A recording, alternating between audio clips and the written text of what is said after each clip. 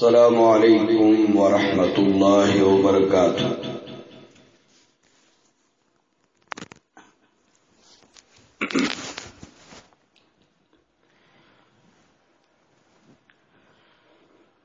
إن الحمد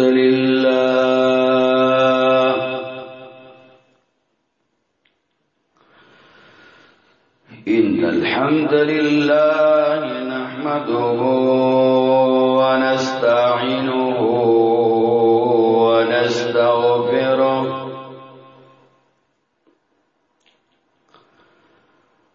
ونعوذ بالله من شرور أنفسنا ومن سيئات أعمالنا.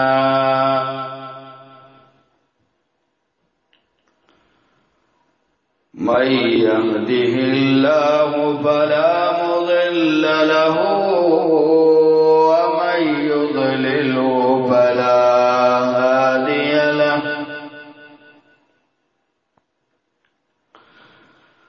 وأشهد أن لا إله إلا الله وحده لا شريك له. وأشهد أن محمدًا عبده ورسوله.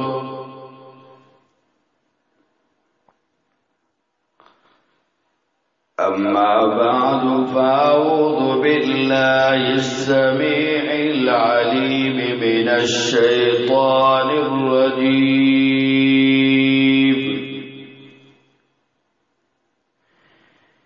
من همزه ونفخه ونفسه.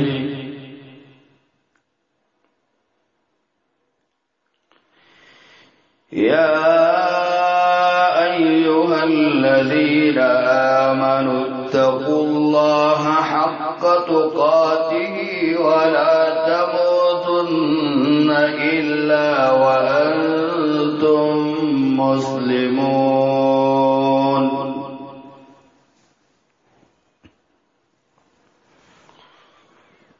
يا أيها الناس اتقوا ربكم الذي خلقكم من نفس واحدة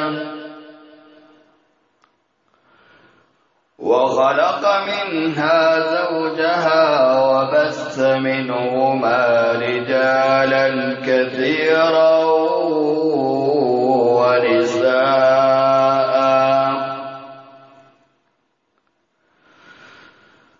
واتقوا الله الذي تساءلون به والأرحام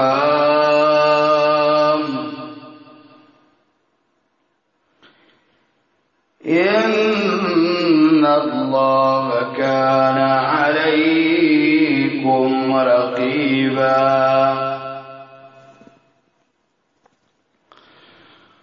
يا أيها الذين آمنوا اتقوا الله وقولوا قولا سديدا يصلح لكم أعمالكم ويغفر لكم ذنوبكم ومن يطع الله ورسوله فقد فاز فوزا عظيما.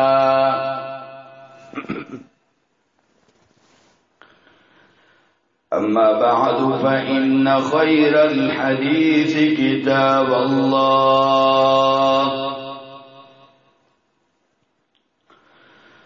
وخير الهدي هدي محمد صلى الله عليه وسلم وشر الأمور محدثاتها وكل محدثة بدعة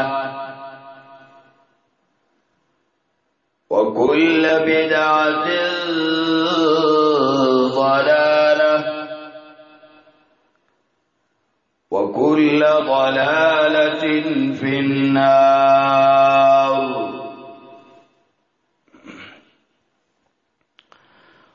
وقال الله تبارك وتعالى في كتابه المجيد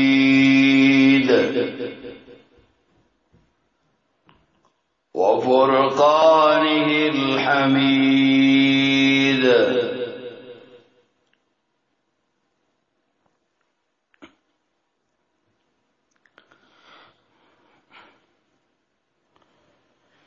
أعوذ بالله من الشيطان الرجيم.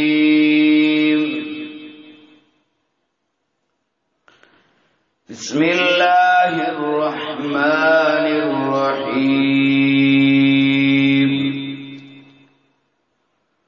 والعصر إن الإنسان لفي خسر إلا الذين آمنوا وعملوا الصالحات وتواصوا بالحق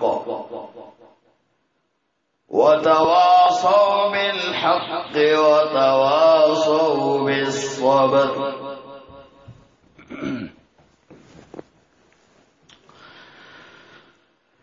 عزتمندو حاضرین و مسلمانان ورونو،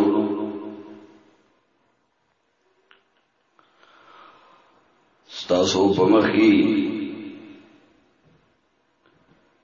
د قرآن کریم یو سورت تلاوت کوم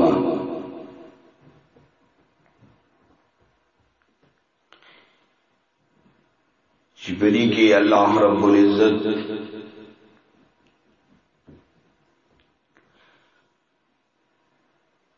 قسم کوي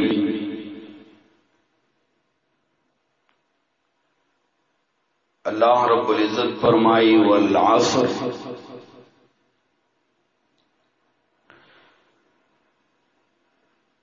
نو یادا اللہ رب العزت قسم کئی پا نفس زمانہ باندی یا پا زمانہ دا پیغمبر باندی یا پا وقت دا مازیگر باندی. اللہ رب العزت قسم کی چې انسان پتاوان کی ہر یو انسان بدی دنیا کے پتاوان کے پکٹا کی نہ دے.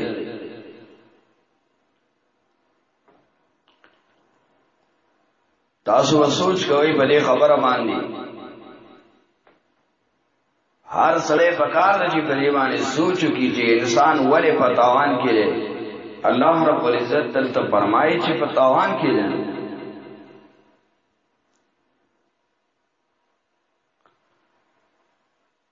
انسان خوب پا دنیا کی گھٹی لپیدا رہے دا سے دا کروندہ پدی کی با انسان کیو دا دی ثمرات چکم دی میوے چکم دی آبا پا قیامت کی انسان تا ملاوی گی یا پا قبر کی لنڈ داو آیا چی انسان تا بددی ثمرات ملاوی گی دا مرگ نباد. نو انسان خودی سیز لتاوان تا نو راغلے داولی پا تاوان کی شر. انسان خود دنیا تا گٹی لراغلے دے چی دے با گٹا گئی او د خپل ګټه نتیجه بدت د مرګ نه بعد ملاوي. اوس پتاوان کې دین ولی پتاوان کې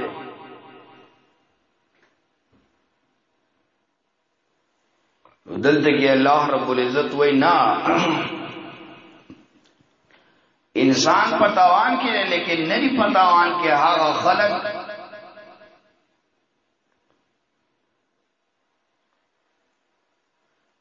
الا الذين امنوا خلق چاغي ایمان را وړې دي په الله او دا غو رسول باندې.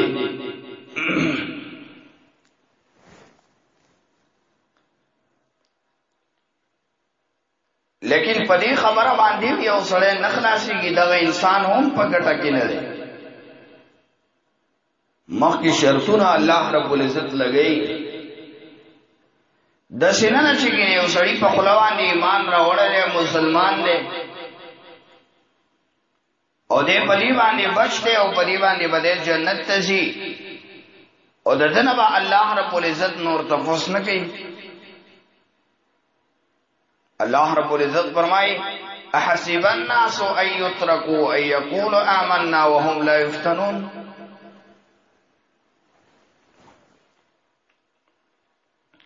انسان ګمان کوي په دې خبره باندې چې په دنیا کې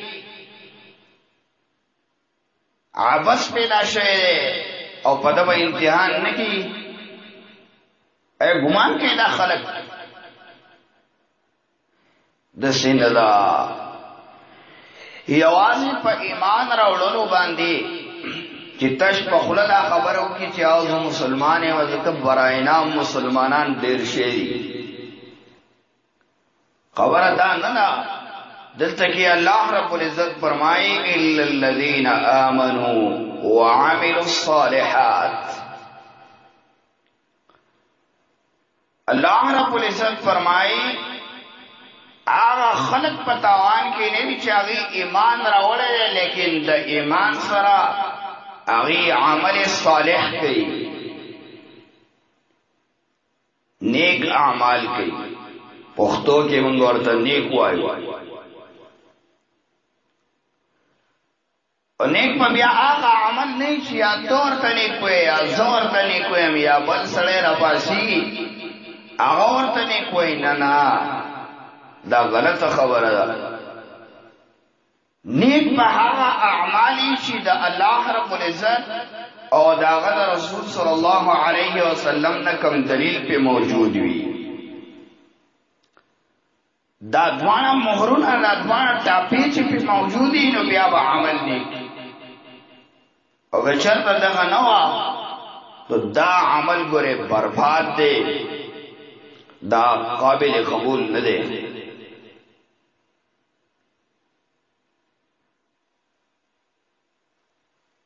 تو بہر حال اللہ رب العزت فرمائی کہ الا الذین آمنوا وعملوا الصالحات خلق پتاوان کی ندی چاہی ایمان راوڑے و عمل صالح کئی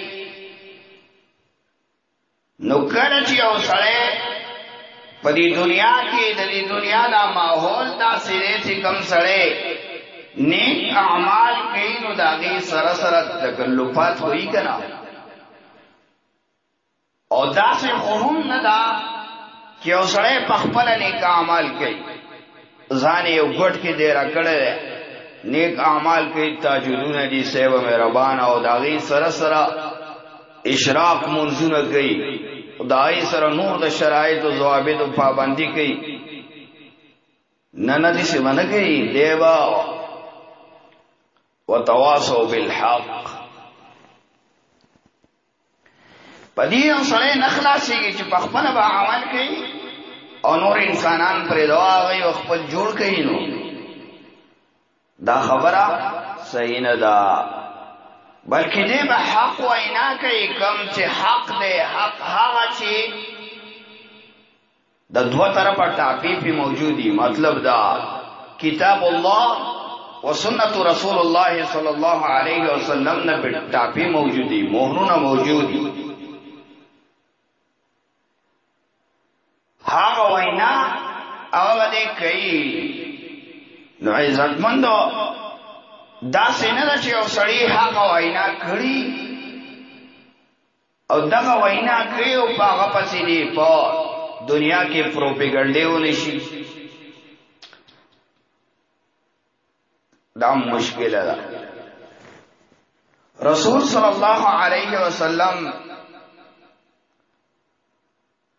زمنگ نبی دے او اللہ رب العزت فرمائی لقد كان لكم في رسول الله اسوة حسنة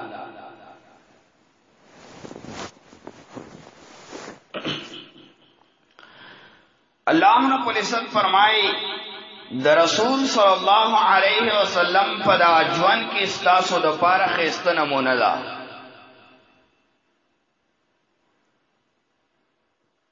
داغه جوان او مطالعه کول غواړي چې آیا هغه څنګه زندگی تیر کړی و، داغه د زندگی په کومه طریقه هغه تیر کړی و.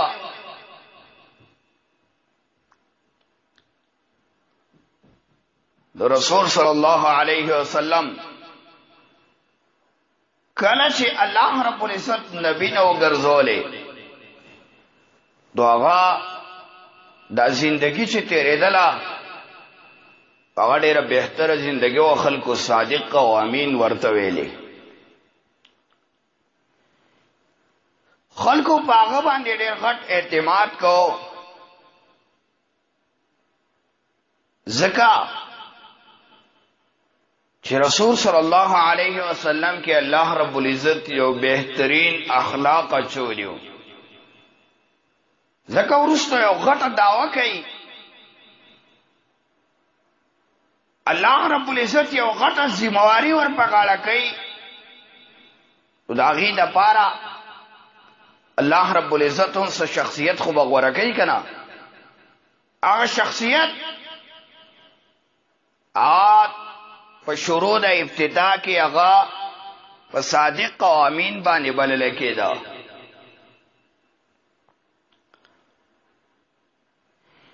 هر کله چې الله رب العزت نبی وګرځاو او حق وینا یې شروع کړه، ځان ته یې نبی وویلې او دا یې وویلې خلکو ته چې تاسو د یو الله سبحانه وتعالی د هغې عبادت کوئ.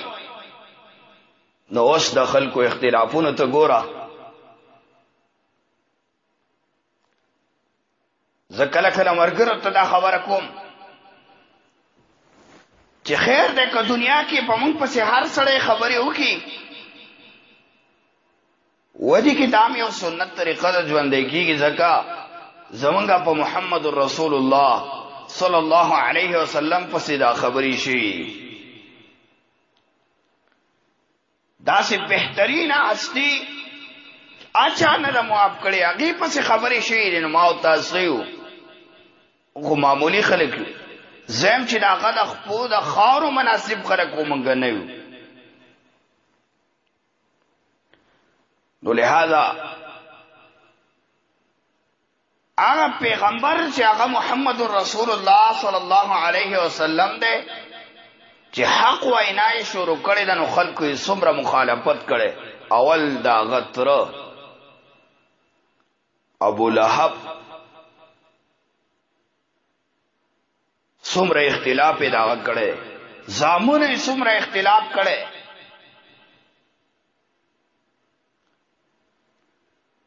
تر دې چا هم نه دی کومو خلکو چې مشرکینو برداشت کړی دی د خپل غیرت او د قومیت په وجه باندې هغې مرسته کړې ده. لکه یو د هغې نه ابو طالب مرسته یې کوله په دې وجه چې دا زما وراره دی.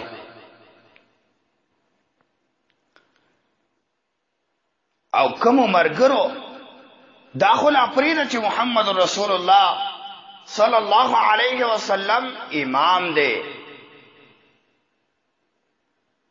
دا خو لا پرېږده چې محمد رسول الله صلی الله علیه وسلم یو هاشمي خاندان سره تعلق ساتي، څه ناڅه په دغې هم بچ دی. او کومو خلکو چې د هغه سره ایمان راوړی دی د هغې ډېر بد حالات، څومره بد حالات چې ملک نه په پرېښودو باندې مجبوره کړل.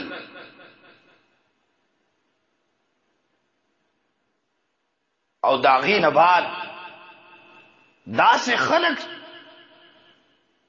چا یو زنانه واقعه کې راځي، سمیه رضی الله تعالی عنها، هغه وینځه ونه ایمان یې راوړی تر دې چې هغه شهید کړه په داسې طریقې شهید کړه چې یو خپې ورله یو وخ پورې وتړله او بلې ورله بل وخ پورې یو طرف ته روان کړ بلې بل طرف ته او په دې شرمګاه کې په نسبت باندې واله نو شهید کړه.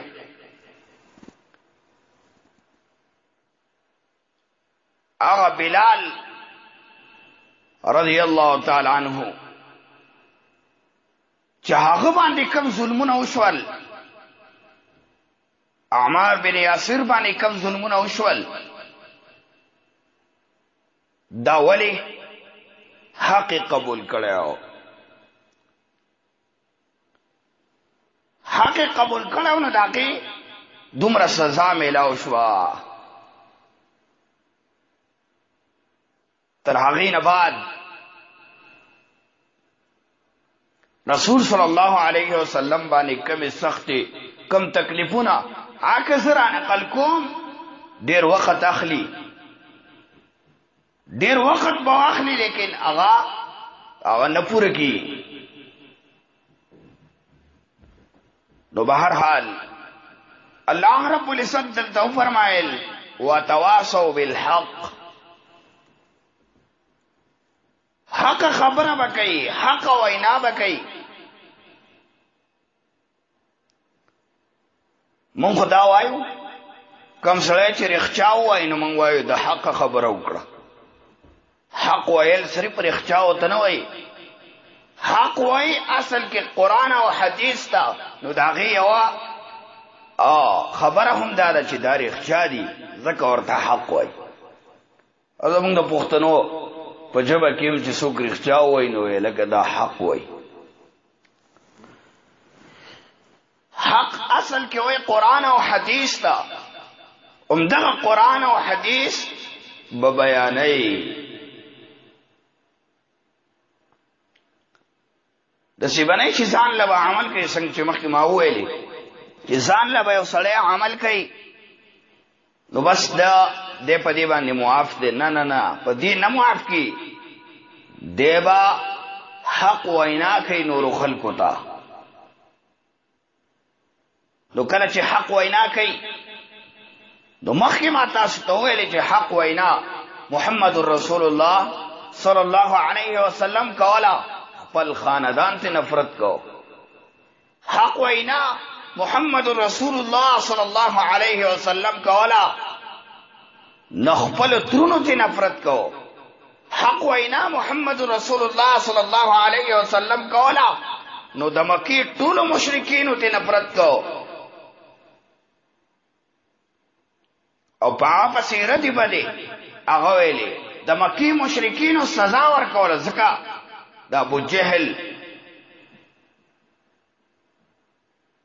او واقعه کې راځي چې محمد رسول الله صلی الله علیه وسلم باندې دا سر مات کوي اورز او ډېرې ردی بدې مرته ویلې. سو پیرا ابو جهل دانیتو کو چې نن به ز قتلوم او غټ راغسته لري، هغه باندې نیت کړی چې نن ولم، لیکن الله رب العزت داغه حفاظت کو نو بچ شوی. د احد په واقعه کې په محمد رسول الله صلی الله علیه وسلم او غاخونه پکې شهیدان شي. دومره یې نه تتلله چې ودرېدله نه، تر دې چې فاطمه رضی الله تعالی عنها هغه راغله انډېرې وسېزه، د هغې ایرې ورله په پرهرونو کې ور واچولې، نو یې نه ودرېدله. طائف کې د کاڼو هزارونه پې وشول. حق سره صحیح دا تکلفات. هغه صحابه چې چا حق قبول کړی دی، حق وینا یې کړې، د عمر فاروق رضی الله تعالی عنہ په واقعه کې راځي وایي چې هغه باندې د خلکو را باندې کړل، دومره و چې دا خلک ستړي شو. هغه وایي نږدې وه چې زه یې وژلی، نو بیا پکې چا آواز وکړو چې هلکه مرګ هم ورپورې دی. دا خود د پلانې قبیله سره تعلق ساتي.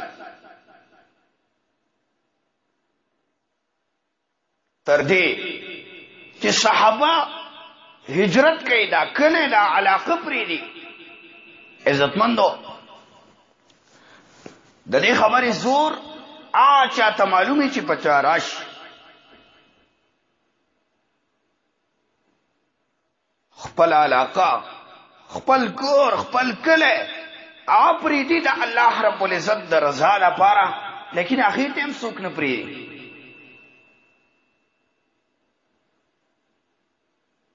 هغه ته څوک نه پریږدي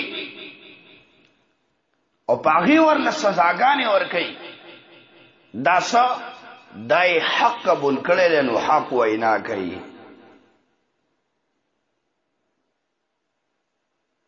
لیکن په حق کې بیا څه سختې تکلیفونه هم راځي. دغه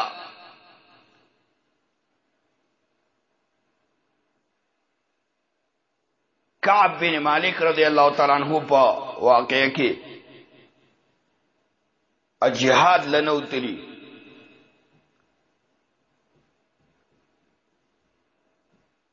نورو مسلمانانو عام داغی سره دوران د تعلق پر خودلو اعلان کړو او محمد رسول الله صلی الله علیه وسلم آته ویل استا په سلام الله رب العزت کوي. آیا کته توبه دې قبول شو خو الله رب العزت پسوي کچرتا غسه نه ویلي موږ ستا په باره کې فیصله نشو کولای. ټول مسلمانانو دا سره تعلق پرې خو تر هغې نه بعد چې هغه خپل د تره زوی پسې ورغی او ورته وفرمایل چې تا ته خو زه معلوم یم که نه، ته خو زما د تره زوی، تاسو ما سره خبرې ولې نه کوئ؟ تر هغې نه بعد هغه ورته ویلې ما ته څه پته ده، ما ته خو دا علم نشته دی چې ته ښه سړی او که نه. تر دې چې رسول صلی الله علیه وسلم پسې استازی ولېږه، هغه ورته وویلې چې د خپلې ښځې نه جدا شه. ایمان یوازې دا نه دی چې بس الله منم او د هغه رسول منم او بس دی. ایمان دا شی، ایمان دې ته وایي. ده ورته واپس په جواب کې دا خبره وکړه چې آیت محمد رسول الله صلی الله علیه وسلم ته ووایه چې آیا دا ښځې پرېږدو که څنګه؟ طلاق ورکو او که نه؟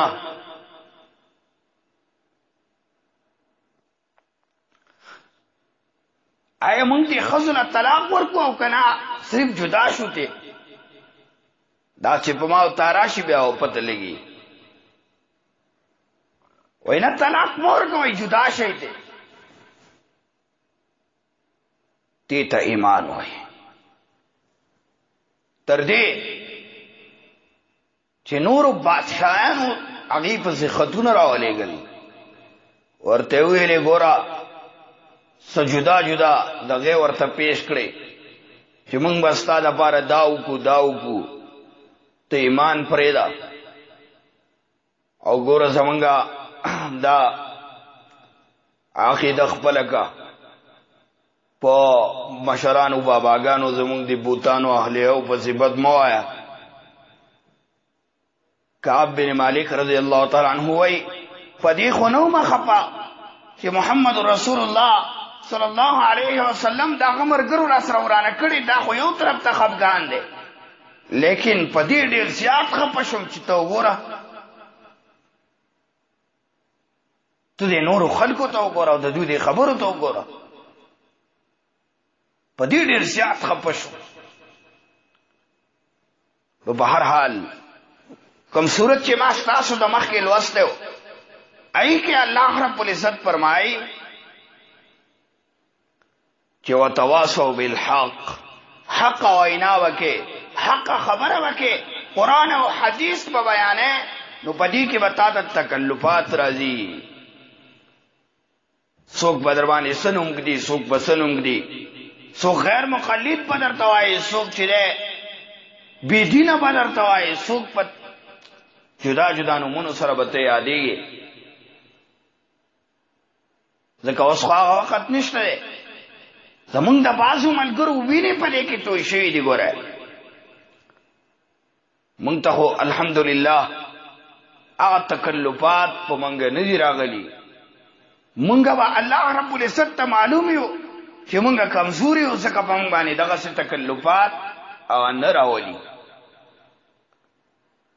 نو لہذا حق وینا به کې په هغې کې تکلفات به راځي. نو وتواصوا بالصبر، په هغې به صبر کې. داسې نه ده چې تا په تا باندې معمولي تکلیف راشي او ته وایې چې الله ستا دین بیانوم، ستا دین خلکو ته خیم، قرآن او حدیث خلکو ته خیم، او په هغې کې خلک زما بېعزتي کوي، یاره چرې به ورته نه بیانوم. دا خلک چې الله رب العزت تباه او برباد کړي، ما ته څه ضرورت دی؟ نه نه نه، په دې کې به تا ته خلک قسمه قسم تکلیفونه در رسوي، قسمه قسم نمونو سره به ته یادېږي. ستا به خلک بېعزتي کوي، په تا پسې پشي شا خبرې به کېږي، او ته به د خلکو په نظر کې تا به ډېر د خلکو د بعضې شیاطینو طریقه به دا وي چې هغه تا د خلکو په مخ کې بدنام کړي، تا ته ناشنا ناشنا نومونه ووایي، په هغې سره چې ته د خلکو د نظر وغورځېږې. خو لیکن د الله رب العزت په نظر کې به ته ډېر اوچت یې. د الله رب العزت به ستا په درجې اوچتوي، او د هغه په نظر کې به ته ډېر مخبره روانې. تو په هر حال په دې سره به ته څه کې صبر به کې، اټلې فیصلې به نه کې، خپل کار سره به کار ساتي، حق به بیانې. خیر دی که تا ته به څه تکلیف رسي، نو په هغې به ته څه کې صبر به کې، جواب به نه ورکې. دغه صبر دا به ستا الله رب العزت د نیکۍ په تله کې اچوي. الله رب العزت وایي زه په خپله صبر کوم، هغه خلک چې هغې صبر کوي نو د هغې سره هم ګورې ملګری یم.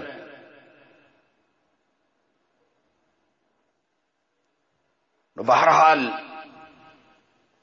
نیک اعمال قرآن او حدیث بیانول، اول په خپله پې عمل کول، بیا بل ته بیانول، او د هغې په تکلفاتو باندې صبر کول. تو الله رب العزت وایي دا انسان په تاوان کې نه دی، دا خو ګټندوی انسان دی، دی خو ډېره ګټه کوي، ځکه چې دنیا ته څه دپاره راغلی دی، د هغه پېژندلي دی، په هغې باندې پوه شوی دی چې آیا زه دنیا ته د څه دپاره راغلی یم. دته د هغې پته لګېدلې ده، نو د هغې دپاره په دې دنیا کې کرونده کوي چې ثمرات یې دته د هغې نه بعد میلاویږي. مرګ نه بعد د دې ثمرات د ده د دې کروندې هغه نتیجه ته میلاویږي چې کوم دی په دې دنیا کې کوي. الله رب العزت دی په دې خبرو باندې موږ له د عمل کولو توفیق راکړي. الله رب العزت دی په موږ او تاسو کې دین عام کی. الله رب العزت دې زمونږ او تاسو په حال باندې رحم وکړي. الله رب العزت دې زمونږ په حال باندې رحم وکړي. د چا شرعي حاجتونه یې الله رب العزت دې هغه پوره کړي. څوک چې غریبانان یې الله رب العزت دې مال ورکړي. د چا بچی نه یې الله رب العزت دې هغې ته نیک عمله الواد ورکړي چې هغه آئنده کې د ده دپاره صدقې جاریه وګرځي. اقول قول هذا استغفر الله لي ولكم لسائر المسلمين.